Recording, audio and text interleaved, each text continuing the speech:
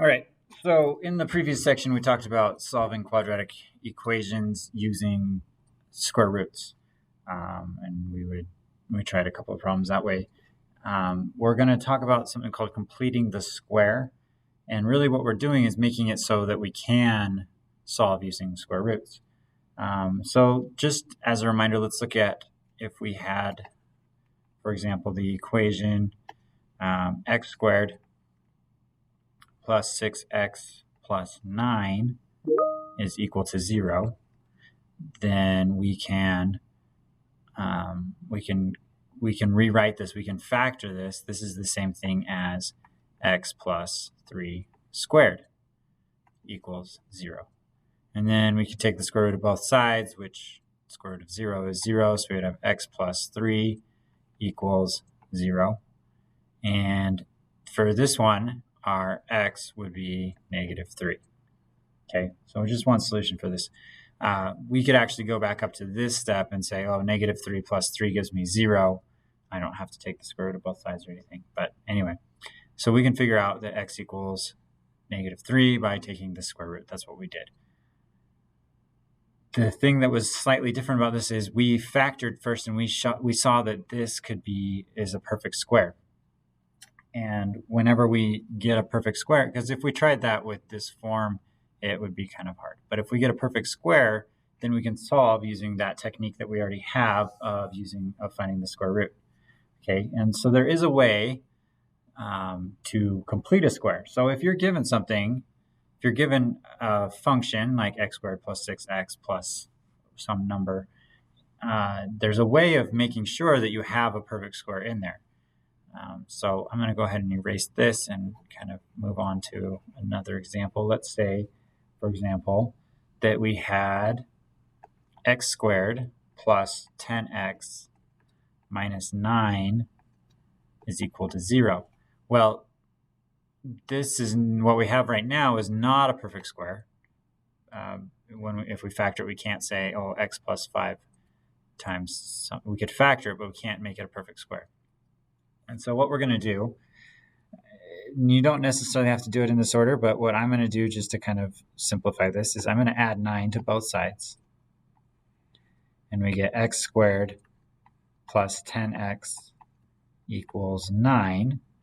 And I'm going to complete the square. I'm going to make the left-hand side be a perfect square. And just as a side note, to find a perfect square, we take our b value, divide it by 2, and square it. Okay, so our b value for this one is 10. 10 divided by 2 is 5. And so I'm going to say this is x squared plus 10x. 10 divided by 2 is 5. 5 squared is 25. So I'm going to add 25 to this side. Now, it is an equation, so if I add 25 to the left-hand side of the equal sign, I have to add 25 to the right-hand side of the equal sign. And so I end up with x squared plus 10x plus 25 equals 34.